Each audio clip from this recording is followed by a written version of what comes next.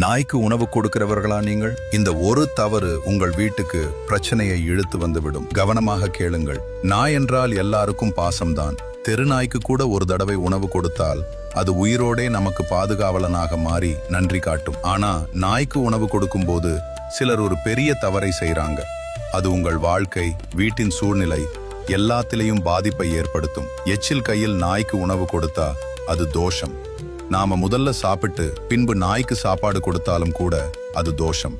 ஜோதிடத்துல நாய் என்பது பைரவரின் வாகனம்.